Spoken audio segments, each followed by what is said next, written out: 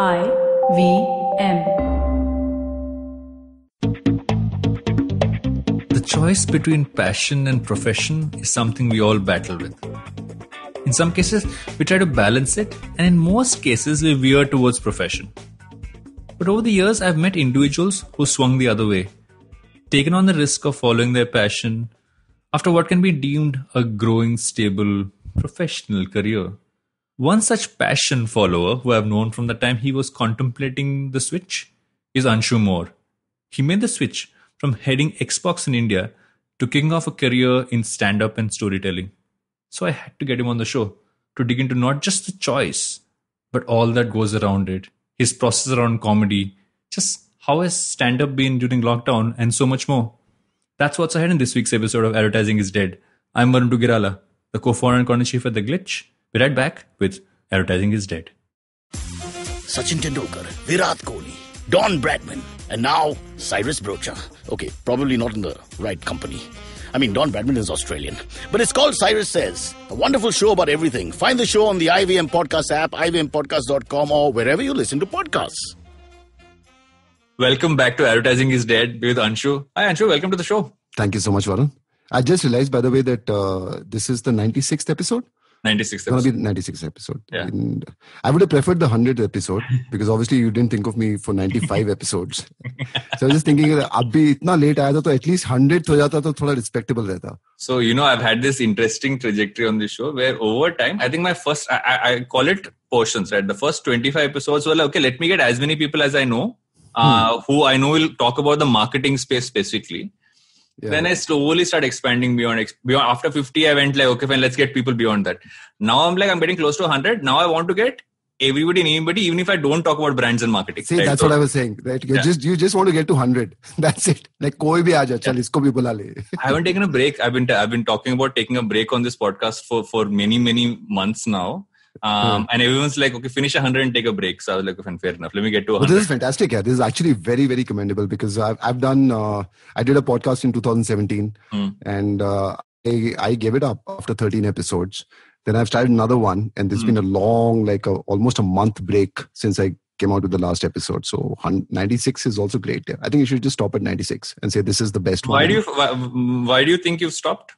The earlier one and now? The earlier one, I actually started off with this whole thing that my podcast was meant to just talk to people who have done great things in life.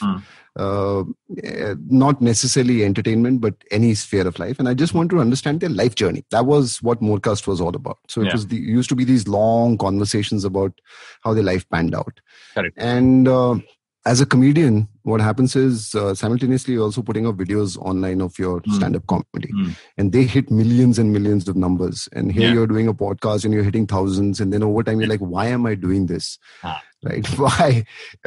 So I kind of dropped it. And I was like, let me just figure out something else. And when the time is right, I'll come out with a new format. So now Stupid No More has come out. So we'll see where that goes. So I've had an interesting, I think maybe because I kind of came into this without ever having done video content or anything like that. Initially, even I was like thousands, and also I'm guessing from marketing, talking about million views and all that stuff when you do a marketing campaign and stuff. But for me, I think what's been interesting is that to genuinely see how long people listen. So that's what keeps me happy. I'm like, when I go through that data, I'm like, fair enough, people are staying through 65% of it or 70% of it. So kuch to acha ho raha hai. That's great, that's great. And also, I have now realized that podcasting is a long-term game here. I mean, if you really want to take it up as one of the serious parts of your business, then it's a long game. You have to be like 100, 200, 300 episodes, and then, you start building an audience. So, I'm...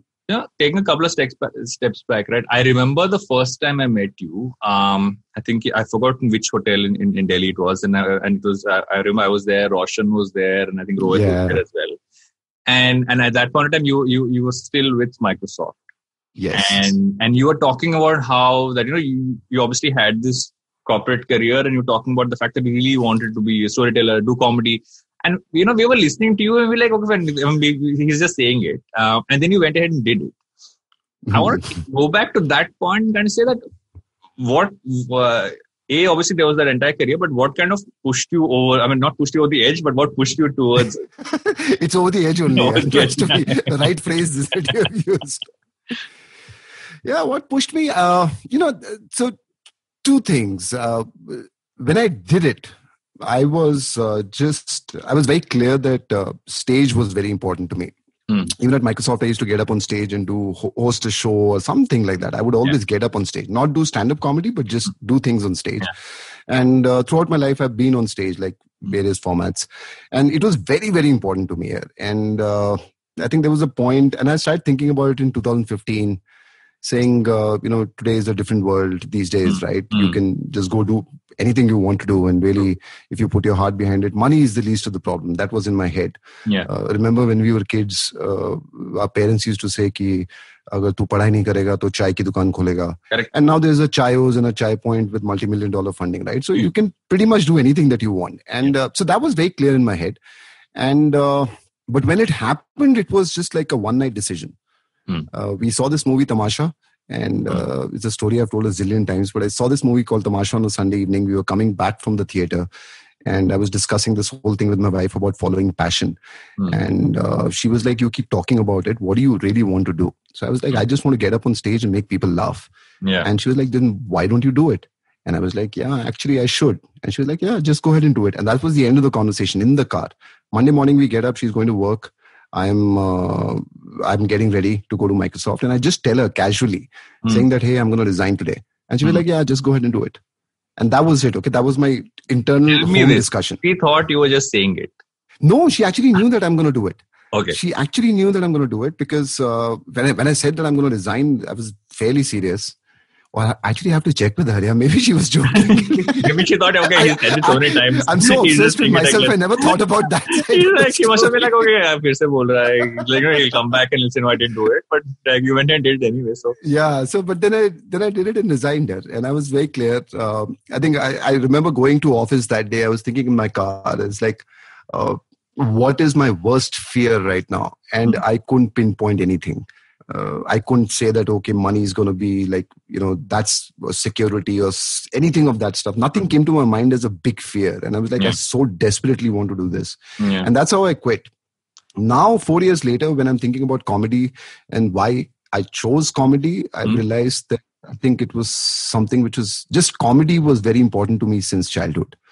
Just making people laugh was very, very important to me. I don't know why. And I think somewhere there was a point and I said, okay, jump. Yeah, that's actually an interesting point. Right? When we're growing up, there are many things that we enjoy doing. Those are not necessarily what we focus on as, okay, this is what I'll do in life. It sounds like, like the most famous thing which my mom, in our family rather, which my mom tells us when Varun was growing up, he always said he wanted to be a drawer. I didn't know artist term tha, so I used to say drawer. Right.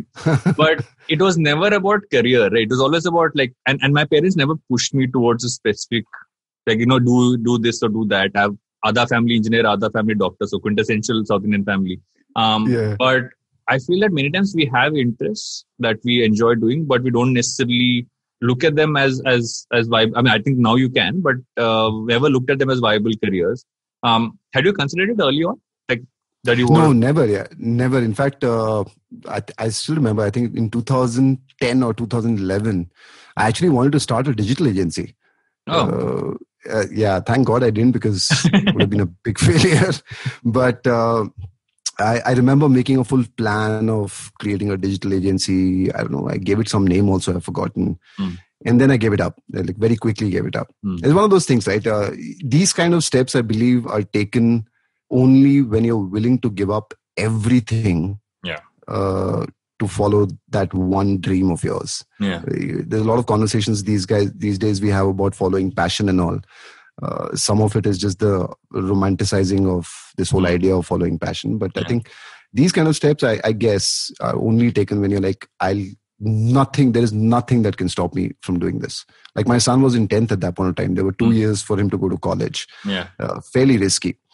And but yeah, somehow I think what's also interesting about that whole fact is that there's so many people who kind of like I've recently been on a few podcasts of listeners of this show, and they're all people who have day jobs and stuff and who started doing podcasts. And what I've heard from them is that the fact that they can do this on the side actually keeps them so energized with their day careers, and this is what they really. It's almost that additional fuel they get because sometimes to make that choice like you did takes some time, but to be able to have done that, doing it right now for them is, I think it's the greatest thing to kind of push them up. Yeah, it's a fantastic thing to do. Whether you're working in corporate or wherever you are working, right? To have a passion or a hobby and then at least be able to do something about it in itself is a great thing. Yeah. The next step of making it a career, once it happens, it's just awesome. Yeah. And I remember the first day I sat in Starbucks. Yeah. Like my last day was on Friday at Microsoft, and then Saturday, Sunday I was just sitting at home, and then Monday I went because I had to go somewhere, right? It is 18 years of corporate life. You have to just get up in the morning and go somewhere.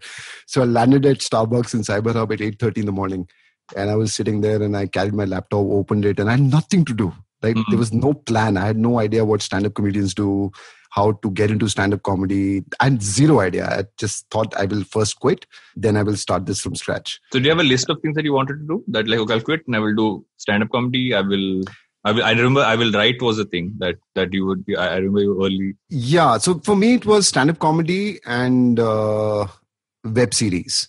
Those two were extremely important. In fact, the first thing I actually ended up doing for the first 3-4 months was writing a web series. Mm-hmm. I had this very brilliant plan. Okay. And imagine this is after 18 years of corporate life and, having led businesses and done all kinds of marketing. I had this really idiotic plan saying that I'm going to create a web series about this guy who quit corporate life in his 40s to become a stand-up comedian.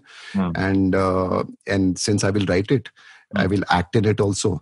And I will do comedy in it also. So in one single shot, I'll be established as a writer, as an actor, and as a stand-up comedian. Like, kya brilliant plan, right? Why go through the cycle of learning?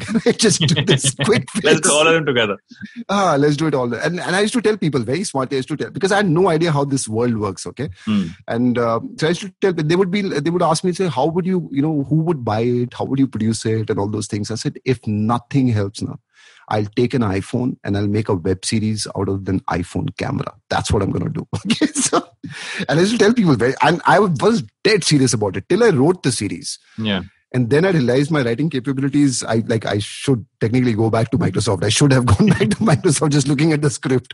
It was so stupid.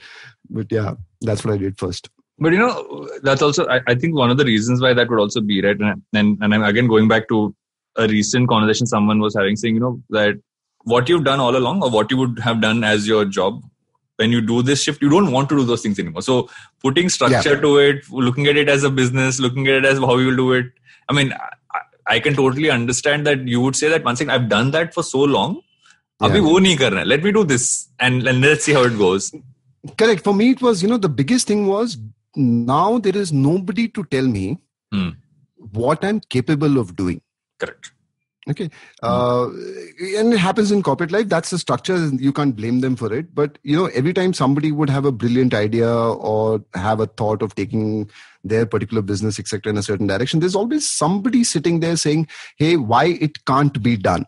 Right? And more often than not, that piece of why it can't be done is put on an individual saying you currently don't have the capabilities to do it. So let's create a development plan for you for 2 years and then you learn these skills and all that. Shimula happens. And that freedom which came, that, hey, I can right now just about do anything, right? If I decide to start doing pole dancing, I can do it. Yeah. And I think that was liberating here for me. Also confusing, I think. I went in multiple directions for the first 6 months till I hit the stage. And then how did that? So that was actually going to be my next question, was the fact that, that first 6 months to a year would have had a trajectory where you were obviously doing a lot of things, but at some point you kind of hit one thing, okay, 1 second, this is going well. And then let me just scale from this point. Yeah, there I was purely lucky. It actually happened fairly quickly, not even a year. I quit in Jan, and the first time I went up on stage was 27th May. So this is like 3-4 months. And I was so lucky. I used to sit out, like I said, I used to sit out of Starbucks and Cyber Hubs. And that's where Canvas Laugh Club opened up in May.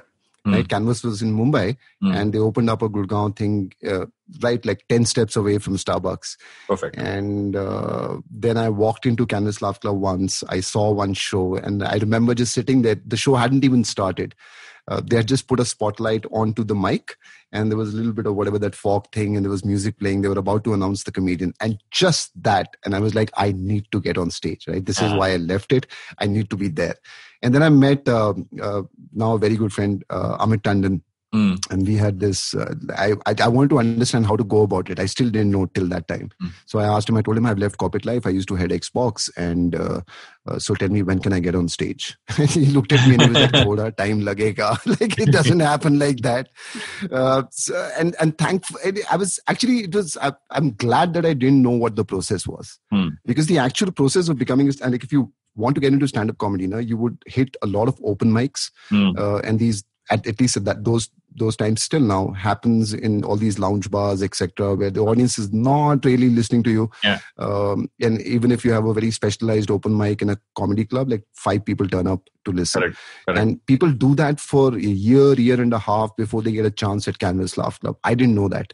I thought that just because somebody decides to be a comedian, he can just walk in and say, can I get on stage now, sir? Yeah, and that's exactly what I did. I actually just walked into Canvas Laugh Club and I told these guys, I said, hey, I'm so and so. And thankfully, I'd done a story for Commune and it was on YouTube at that point in time. There was a story about my wedding. And these guys asked me if I've done comedy and I was like, no. And they had this very weird look on their face. Like, who the hell do you think you are to walk in? And then I showed them that video. And it was a funny video. It was not stand-up comedy, but it was just a funny story. And I don't know what that guy saw. And he was like, okay, fine. I'll give you 10 minutes. Come. And I was like, wow. That's how I started, 27 May. I actually have to ask you this because about 6 months ago, someone wrote to me and said, I've always wanted to do stand-up. I listen to your podcast a lot. If you say you will do stand-up when I do stand-up, I will go and do it. And I said, I've never considered doing stand-up. And then what happened much later was I was doing this one podcast, which is now on perennial sabbatical called Useless Information. And I had Pooja Dingra on it, and Pooja was telling me about how she takes up one challenge for herself every year. So 1 year she ran the marathon, 1 year she learned how to give an entire speech in French to people in France, right? And so on and so forth. This year's target for her was to do a stand-up gig. So I was like, someone wrote this to me. She said, let's do it together. Now, technically we're supposed to do this in October. I have done nothing. I know for a fact, and if Pooja listens to this, she will agree to this. She has not done anything either, right? Because we're like, in 2020, when the world's like this, do we really want to try and be comedians? Actually, it's a perfect time to be comedians. But you have just delayed a very soul-crushing, ego-crushing experience for both of you. So you might as well delay it for as much as you want. I think anybody can do comedy. And my learning has been this. Stand-up comedy is an art form, no? Nobody can teach you. Like, nobody can teach you how to write jokes. Nobody can teach you how to become a comedian. You'll find your own process. I think the only thing that teaches you how to be a comedian is just getting up on stage and bombing. And that experience of, whether it's 5 pairs of eyes or 50 or 500 pairs of eyes looking at you with that expression on their face saying, "Tujhse nahi ho paega." I can tell you, I don't think I've ever experienced anything more painful in my entire life than being on stage and bombing. It is the most soul-crushing experience a human can take. It is, by the way, stand-up comedy is considered one of the toughest to do in life. So, but you learn a lot. Because you can't. Because I think the biggest problem people have, and you will agree to this, is that people feel that, you can tell a joke amongst a group of friends, so you can do stand-up comedy, and it's far from that. Oh yeah. It's actually exactly the opposite. And that's what I used to think. I was very funny here. I was like, I can crack a joke in a board meeting when I've tanked my numbers and I'm sitting in front of my MD, and I can still crack a joke and he laughs. I can crack jokes with my family and friends, and I'm a very funny guy. And then I went up on stage and I was like, oh my God, just cracking a joke in front of rank strangers who have no idea who you are, what your context is, where you're coming from, and you got like 5 minutes or 10 minutes to prove your worth. That is very difficult. That's very different. But then again, that's the fun part of it. If you really want to do this, and comedians are crazy. In my view, I think there's something psychologically wrong with us, even though we sound decent and whatever we are, right? There's something really wrong with us to get up on stage and voluntarily go for that experience, saying that I'm going to die on stage tonight. And I love this feeling. I have a few more things to kind of dig into with you, but I do know we need to go for a break. I'm just going to do that and be back with Advertising is Dead.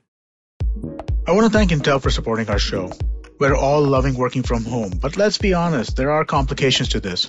For example, getting help from IT folks if your PC is down can be a challenge because you can't just walk up to the IT support desk anymore to get your issue sorted out. Well, you'll be happy to hear that I have a solution for all your work from home pains. The Intel vPro platform. The platform comes packed with Intel Active Management technology that lets your IT teams remotely manage your system, fix the problems even when the PCs aren't near them, or are unresponsive, especially with the reduced desk site visits. So it means more time getting your work done and less time spent on getting support. What's more, the vPro platform also maximizes all your PC security, stability, and performance needs. Visit intel.in/more with vPro, that's VPRO, to discover how you can do more of what you want and less of what you don't. If you're listening on the IVM Podcast Android app, you will be able to click the link that's visible to you now. Welcome back to Advertising is Dead with Anshu. Do you think that if you went back to, I'm not saying you will because I know you won't, but if you went back to a corporate career now, would the learnings you had since you have started doing everything that you started doing, do you think you would be a different person in your job? I think I'd be thrown out in like 24 hours. Seriously, I'm not kidding. I'll 100% be thrown out. Not because I'll start cracking jokes out there. But when you're a comedian, and I've learned this over 4 years, it took me about 2.5, 3 years to just let go of the corporate baggage of being politically correct inside my head, right? Forget about being politically correct, but just inside my head and saying, what are my absolute raw thoughts? And then having the courage to say, okay, I'm going to take those raw thoughts on stage, obviously in a funny manner, but I'm still going to tell people what I feel about things, the way I feel about things, right? And that's the essence of comedy. And now I love that part so much. Even when I'm talking to my friends who are in corporate or I'm at a corporate event and I'm just listening to people talk, I know they're bullshitting, right? I know they're just being politically correct. I know they're not saying what they really mean, and I just cannot relate to it. It's unbelievable that in 4 years, I just cannot relate to that life anymore. But you also don't feel like if you hadn't had that corporate career, you wouldn't have necessarily been able to do what you do. Oh yeah, of course. That I agree. All experiences are extremely important. I'm saying what I'm saying just because I had 18 years of corporate experience. No, because I think that's important, right? Because a lot of people will say, oh, from day one, I want to go do this, and you can. But I don't think there is a right or wrong in this. There's just choices. A lot of young kids come up to me and say that they're in college right now, first year, second year, and they're thinking of quitting college and just getting into stand-up comedy. And then I just ask them one simple thing. I say, what are you going to talk about on stage? Yeah. Right. You have like school and then 1.5 years of college. That's your life, right? You have zero experience. So you'll end up just talking about one girl or a girlfriend or a metro travel or whatever you do, right? I don't know what you do. I tell them, I said, live your life. As a comedian, you have to live your life, right? Have all kinds of experiences. I keep telling my wife, I said, let's have a divorce. It'll be a great set. and she's just not agreeing here. She's like, nah, I'm good. Wow. Because you're actually right. Because the first time I started trying to think about this for the last 6 months, I've been through multiple phases. Okay, I can talk about being a first-time parent. I can talk about how and what we did recently. Talk about being a parent in the middle of a pandemic and the kind of weird stuff that happens because of that, and so many things, right? But I do feel that corporate life will teach you more about comedy and how to look at human beings in their essence. Nothing about being in a corporate scenario teaches that. And I'm saying that because you and I was saying this before we started recording, is that you went through a corporate career and then you set off on your own to do this. I have pretty much, I don't count my first 2 jobs as being corporate careers because Channel V and MD far from corporate. This entire glitch thing, and now I'm in what can be called a corporate career, and I am actually enjoying it. So I think those crossroads of the directions we both gone in, there is no right or wrong. There's experiences we have. There's no right or wrong. And you've lived your life enough to actually, if you really want to get into comedy, I'm sure you have a zillion stories right now to get into comedy. It's just fascinating. One thing I can tell you for sure, okay, and I'm going to give you a little encouragement in terms of becoming a stand-up comedian, although I don't need any more competition. That feeling of having written a joke, and when you say it on stage and you see 200 people crack up, is the most fascinating feeling you can have, right? There is nothing which can give you that pleasure of seeing people crack up the way they do in comedy clubs. I think it is it's like a drug. It's one of those things. How has that changed now that you're doing it online, that experience? So, when the lockdown happened, for me, I think the first month was really bad. I was like, yeah, I shouldn't have left corporate life. These guys are getting salaries. And my friends from, my previous company were calling up and they're saying, hey, the company just gave me a chair and a table and, and I was like, damn it. But then I decided one second. If they're getting excited because the company gave a chair and a table. No, they were still upset yet. And I used to tell these guys, I said, Buggers, you're getting salary at home. You're sitting at home. You have a job, right? Your company is, just short of sending a masseur at your house. They're doing everything to make you comfortable. And you're still like, oh, there is so much anxiety. I said, shut the up, just do your job. So first 1 month was tough. We had no idea. And, we had, also when you're doing live comedy, you just understand this thing that you start believing in, which is you need people to laugh, right? And for us, that is life and death. There is no in between. It's 0-1 game, right? Yeah. And you need to hear them laugh and they have to be in front of you. Mm-hmm. And I was like, that just cannot happen on a laptop. So there was not even a thought in the head in the first month. And then one fine day, I just got sick of sitting and cribbing about this entire equation. And like I told you, I had this mic that I'd bought 2 years ago and I said, okay, let's try. So I did my first online show. It was horrible. Yeah. It was a bad show. Some 20 people had turned up and everything changes online, right? Right. The lag is more. So, and we're used to in our head, especially when you've done sets for too long, like you've done it for months, you know exactly at what point the audience starts laughing and when they stop laughing, right? Yeah. And all of that was changing on this medium. So it became very difficult.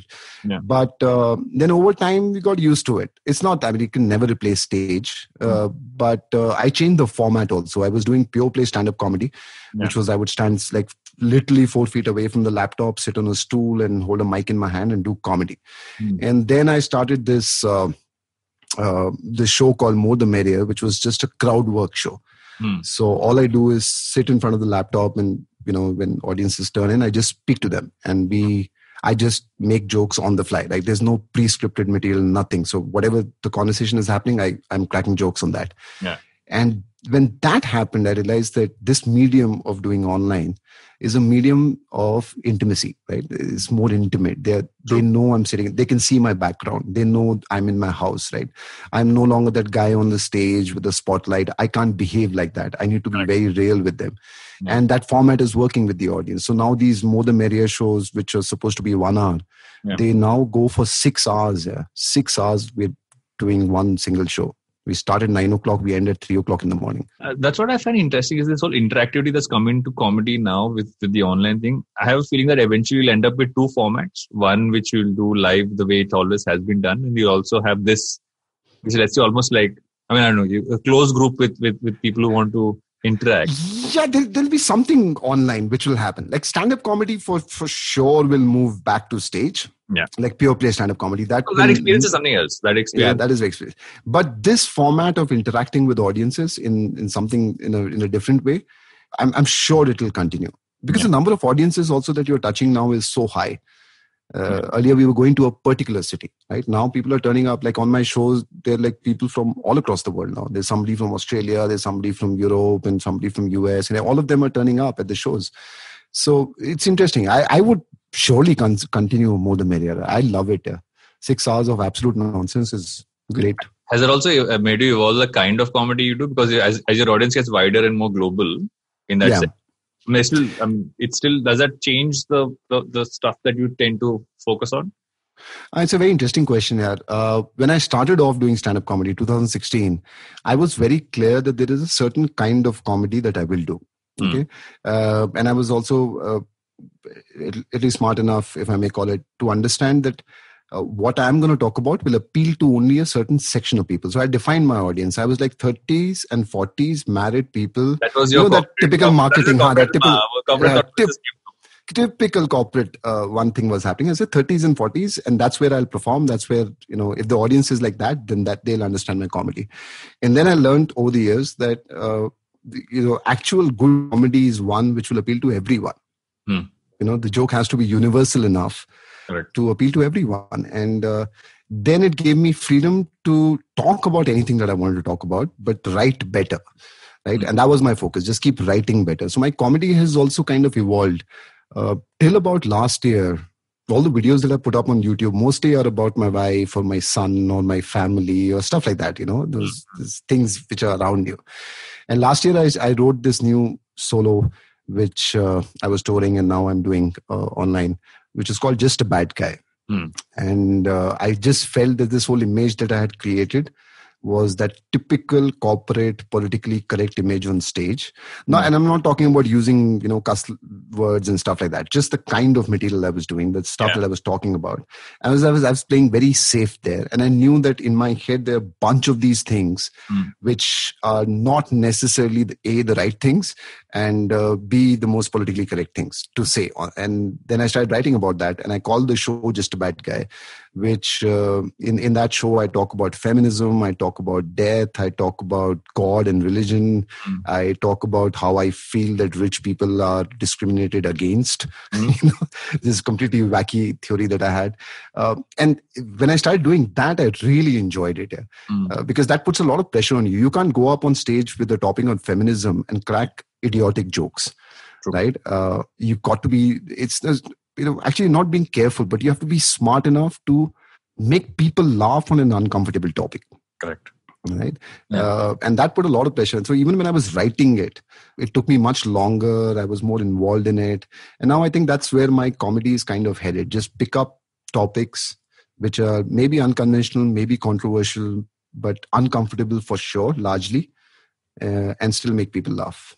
I'm connecting this to something you said a little earlier, right? About what would happen if you went back to corporate life. And I think the fact is that most people look at stand-up comedy as the fact that you're telling a series of jokes. What you're actually saying are a series of truths that we all know, but we never say out loud. But the way in which you say it is what makes you laugh. Because it's that fact that, okay, you all think, okay, I've thought that. I've never said it aloud. Or like, I got that. I think that's...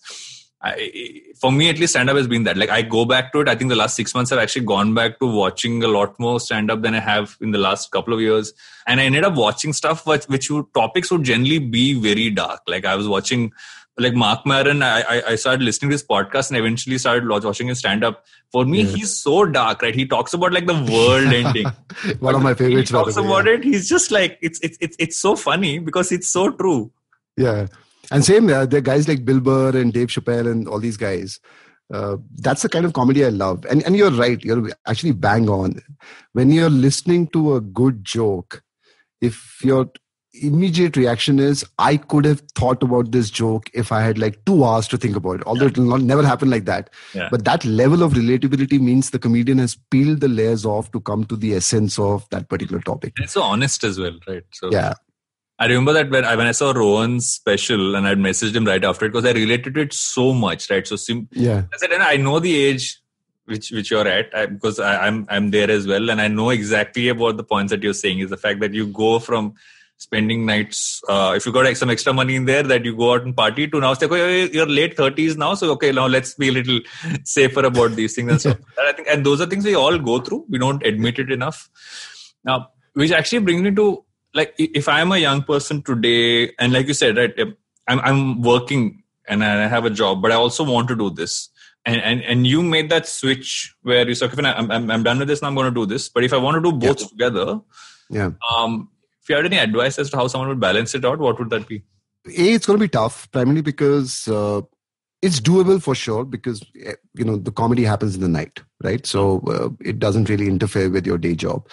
But the amount of effort you really need to put into comedy is phenomenal. I can tell you for my personal experience, I think I've worked harder in these last 4 years than I did in 18 years of my corporate life. And I used to think I was a good guy in corporate life also, right? Used to work hard.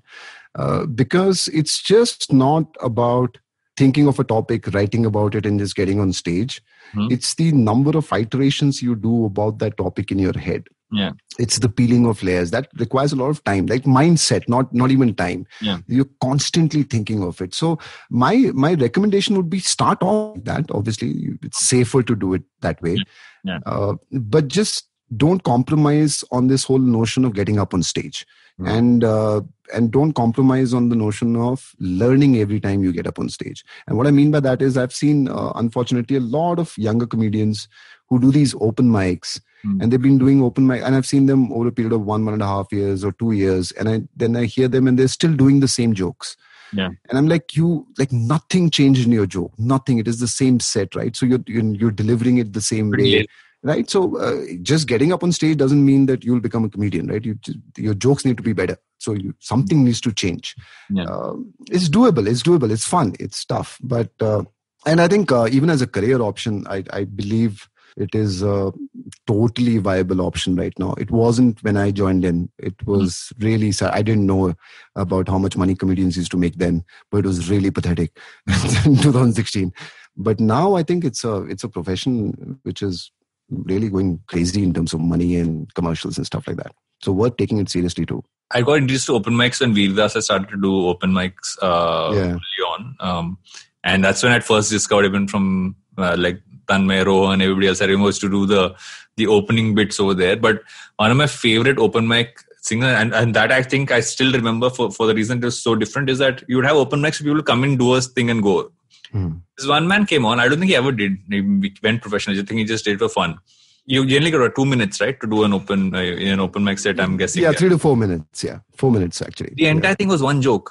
He did one joke over the entire time period and everybody was in splits by the end of it, right? Nice. And one joke. And I was like, that was, and he'd never done it. He had just got onto stage and we were all looking at him. One thing, he's still on the same thing. And it was just like, it was beautiful for someone who was doing it for the first time. And I keep going to that and saying, to have that level of, okay, I have clarity. Saying, I know my punchline. I know I can get them there. I'm reeling them in. And I think that I still remember it. And the fact that I remember it after what must have been easily like 6 years. That's awesome, 6-7 years. Yeah. I don't remember the joke, but I remember that he reeled us in nicely over the span of the entire thing. So I don't even know how these jokes come about here. Honestly, I don't know. Right? I'm just started writing my next solo. And I'm staring at this blank notebook and I'm like, maybe it is this COVID thing. Maybe the world has changed. Maybe I've forgotten. I have and I know this feeling I get every time I start writing a solo. It's like, how the hell will I write jokes? Where will the jokes come from? Yeah. And somehow in that whole writing process, and they just appear. It's like, wow. And there is no one way to do it. There's no one way to do it. Yeah, there's no one way to do it. There are a lot of comedians who just go up on stage with just a thought and they start talking. And then they realize on certain points, these guys are laughing. So then they build up on those points. Yeah. For me, the process is very different. I actually write first. I write a lot. Like I would, and I write an hour straight up. I don't write bits and pieces. I know what I'm writing. What 5-6 topics I will pick in that entire 1 hour special. And then I write for 3-4 months, every day for 4-5 hours, that kind of a thing.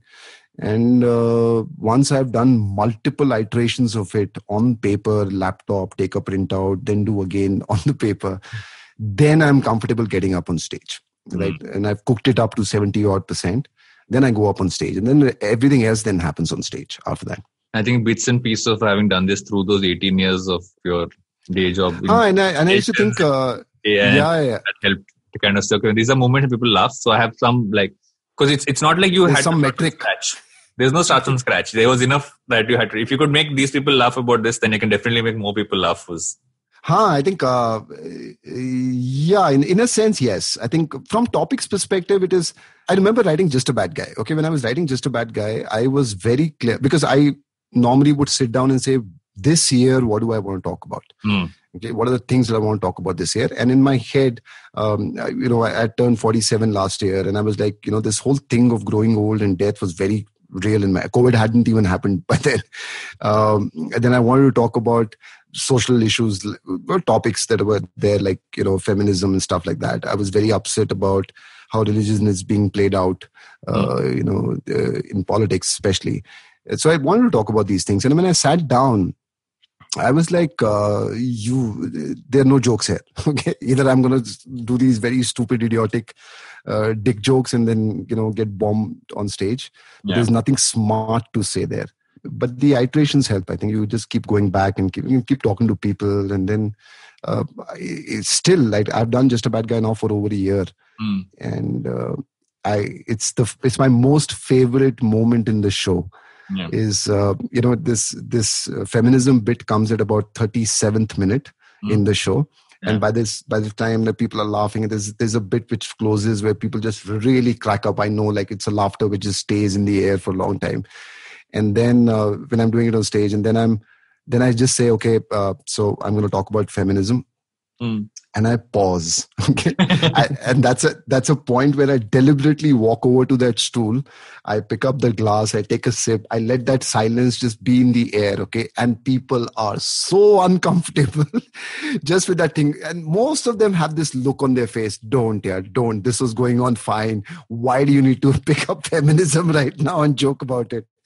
But it's the most favorite moment because I know that they are very uncomfortable right now. And I know then I'm going to speak about feminism for 13 minutes now. And every single time when I see them cracking up by the end of it, with that look on their face saying, okay, you were not really hitting on feminism. It was just, jokes on the surround part of it. That's fun. Yeah. Towards the end of every episode, right, I do this segment called the Humans of Advertising. It is now evolved to being just generally humans. I don't know why I say humans of advertising, because, but I will continue to. I think you've just realized that you have to do at least 200, 300 more episodes, and you can't just stick to advertising now. I can't, and I've realized that the thread. So I was actually having this, and I like to say, I have this chat with the guys at IBM. Right? I was talking to Amit, and I was like, Amit, the show's called Advertising is Dead, but I'm talking to more and more people who are not technically in advertising or marketing. And I have a very loose thread left now. And I said my only thread now, and I'm saying this in the episode, is the fact that everything is content now. So technically, this is all connected to the advertising space because everything is content now. So as long as anything is content, which gives me a much wider, if you're in business, if you're in content, then this is fair game for the show. It's part of the same thing. Look at the larger picture, the umbrella. Yeah. So you get to be a part of Humans of Advertising in that sense. Whatever huge consumer of, a fan of, or something that you spend a lot of time doing, which people would be like, really, you're into that? Like, what would that thing be? Which people would be? People would be surprised to know that that's something which you actually enjoy a lot or you spend a lot of time doing. I think I do very regular things, yeah. It's a lot of web series. I read a lot. I don't think I give that image that I'm the kind of guy who would sit with a book, but I read a lot. Yeah, I have a library, massive books out here. What's something you read recently that you really enjoyed? Irresistible. I forgot who that author was, but this book is about all the addictions that we have now in our lives, including phones and how we get addicted and, what that world is. It's almost like that social dilemma thing was more on the, how our information is out there. Yeah. Irresistible is just about addictions, that how addicted we are to things like that. I think this is very fascinating. I've stopped looking at my phone after that. Yeah, I got very scared. What can you put together in an instant? I was about to say my life. No, give me 2 instances. I can put together Maggie for you. Yeah. Fair enough. Anything that you, I just spoke of something you read, but anything that you watched recently, anything that you listened to, let's say a podcast, etc., which you thought was very interesting that people should check out? Hey, there is this nice podcast. It's called Advertising is Dead. It has nothing to do with advertising now, but pretty awesome. Yeah. Especially the 96th episode will blow your mind off. I think that's fantastic. What did I see? I saw this. I've been watching a lot of Netflix series and all, and I've now gone international because English ones are done. Yeah. They were done 3 months ago. So I think there's nothing new. I saw this series called Occupied. If you haven't seen it, watch it. It's a Norwegian series, political drama. Okay. Very fascinating. I really liked it. My recent obsession, which I'm just finishing second season of, is the show called Criminal. If you've seen it. Oh, yeah. The fact that they've been able to write an entire show where every episode is just in one space, which is their interrogation room. Yeah, I have to watch that. Beautifully written. It is phenomenal. Like just that writing of the fact that it's like a play, right? It's just two spaces, but it's so put together. It is phenomenal. And they have different versions, right? There's a Criminal UK, Criminal France. They made multiple. There's French version, Spanish version, UK, and I think there's one. I think there's the Italian one as well. So they're very smartly done it in multiple languages. But like each case and each episode is just like, and also there's continuity because the guys interrogating are all the same. Those characters are the same. Just the culprit or whoever's being interrogated changes. So well written. Like I literally just finished watching, I think the second season just came out. I finished 2 episodes of that and then that's when I came in to do this. And I'm still in a fun mood. So it's not as dark as you would expect. You must be dying to go back and finish the rest of the episodes now. Good part is each episode is standalone, so I can still leave it alone. If I had to ask you, okay, I can't ask you why will advertising not die, but I will ask you, But I think stand-up will not. You can ask me, yaar. You can ask me. I can choose not to answer, but you can always ask me. I will ask you 2 questions. I can always say, just ask me this, yeah, please, because why I will want to, advertising not die? No comments. I always wanted to say this, just no comments. Yeah, thank you for doing this for me. Yeah. I always wanted to say no comments. And why will stand-up not die? I think people need to laugh. Yeah, people need to laugh. I don't think it'll die. People need to hear the truth, and people need to laugh at the truth. And this, as long as we can evolve to that state where we're talking about the truth and smartly making people laugh, I think it will not die. Never. Thanks so much for doing this, Anshu. This is super fun. Hey, thanks, Varun. This is great, yeah. And like we said, 96th episode has been phenomenal, and it is game-changing episode for this show. Thank you so much, man. It is awesome to be on the show. I hope you enjoyed that show. I'd like to thank our sponsors this week, Intel, for supporting us. First, right off the bat, want to congratulate Ashton Doctor on celebrating the 300th episode of The Habit Coach. It's a great show. If you haven't been listening to it, listen to it now. And if you listen to it, you can almost go for an entire year with an episode a day. It's really fun. Do definitely check that out. Arjun Koladi, the head of sales for Spotify in India, was on Advertising is Dead. Do check that out. Really fun show. On Cyrus Says, we had Sumit Basu, the author, fantasy author, one of my favorites. Definitely do check that out. It was Utsav Memorial Week this week on the IVM Network. He was on Cyrus Says Cock and Bull on Thursday. He was on Litnama and, of course, his own podcast, Postcards from Nowhere. Do check that out. And one last note before we go. IVM Likes is back, and we've been doing a bunch of interesting conversations about different pop culture things that you might want to check out during the pandemic. Do give it a listen. I'm sure you'll enjoy that. And with that, I hope to see you again next week. रिश्ते में तो हम तुम्हारे podcast लगते हैं. नाम है football should ball. Presenting Football Should Ball, a show about 3 friends discussing our favorite game over a beer. Sometimes 3, maybe even 5.